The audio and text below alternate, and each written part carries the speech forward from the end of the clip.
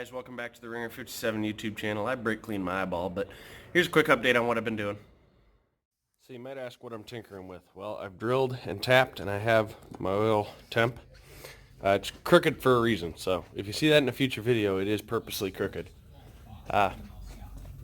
We're back to this thing because another mechanic got a hold of it and couldn't get it to run. Well, he had these wired up wrong. He had both of these going to one coil. That does nothing but fire that coil twice as often without a condenser. So it actually is one to one coil, one to the other. And this wire, this is a condenser. One to one coil, one to the other. Da-da-da, life goes around. Grounds out through the condenser. You get it. Anyway, still got to set the points gap, but this thing should run again. They killed the battery. They roasted a frickin' point. But they're working on some sort of fender delete thing for that. Getting this old wing running. This little sucker's on fake nitrous. It's actually got everything there to have nitrous, but they've disabled it for the owner. He doesn't want it. He just wants it for looks for some reason. And I am working on this little sucker.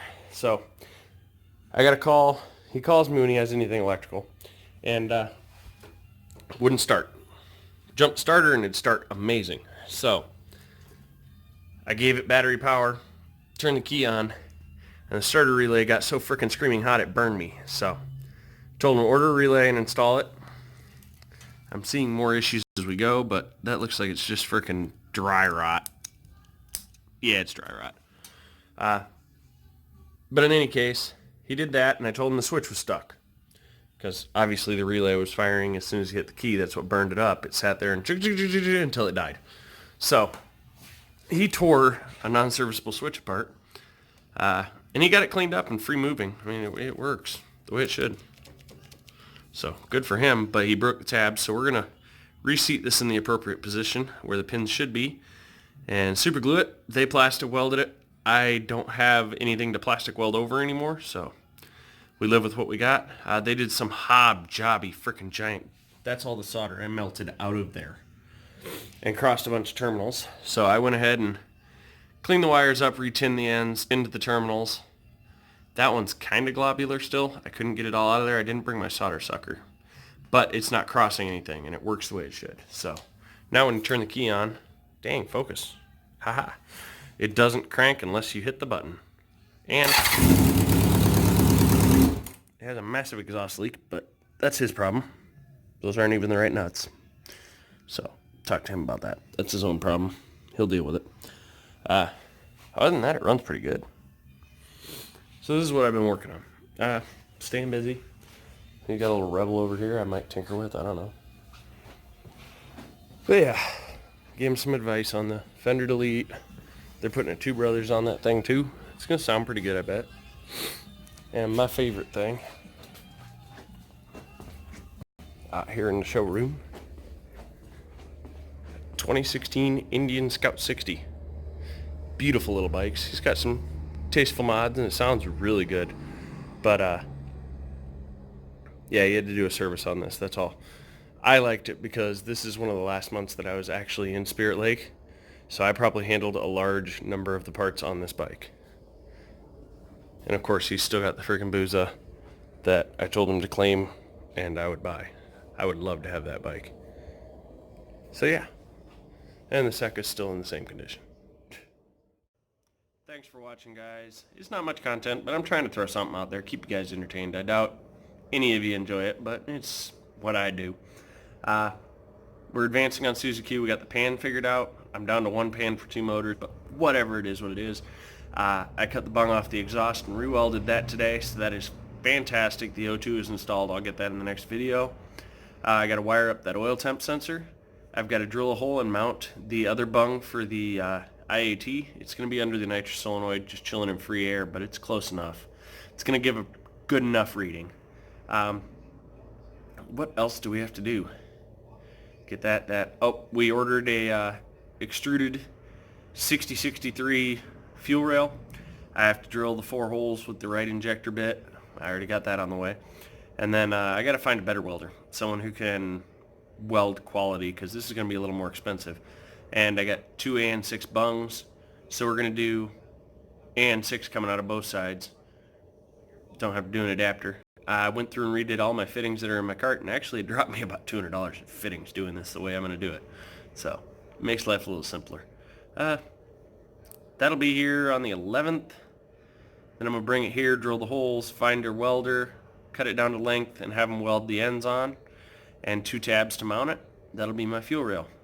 Should work pretty good considering it's designed to be a fuel rail.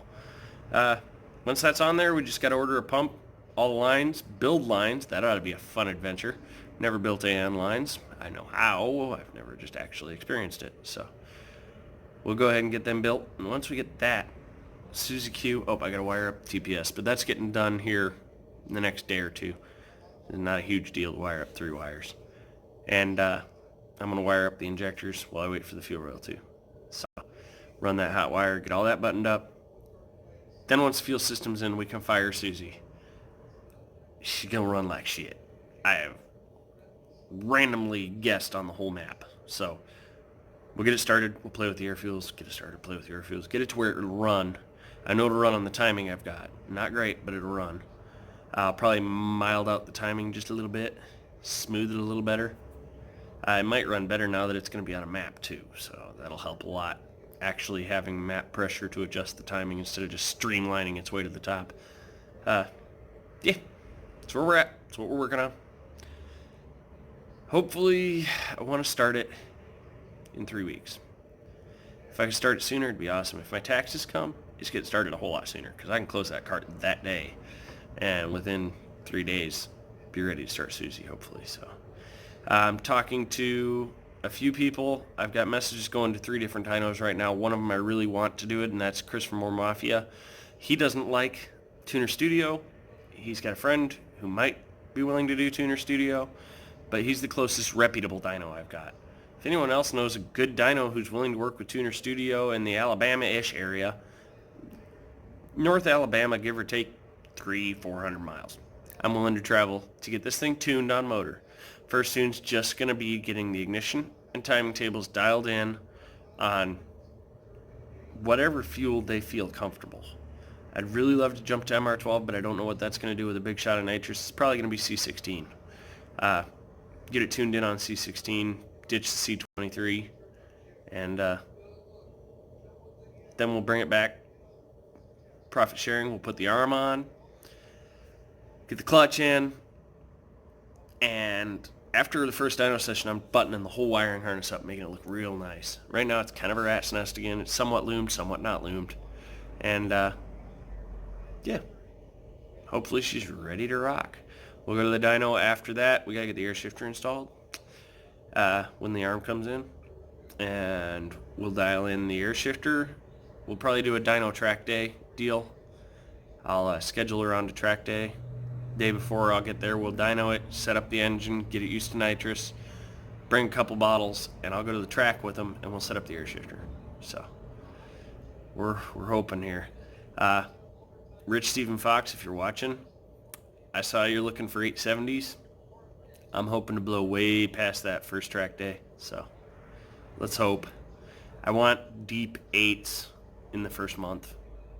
Deep 8s, like 840, 830. And then we'll work on dialing in and making it faster. The M2S2 shock is not getting ordered until mid-season. So after that, then I'll be taking it to a class. I'm going to learn a little bit on dialing in my suspension, work with them. I should have power, control, and suspension. 3 critical components. At that point, I should be able to put this down.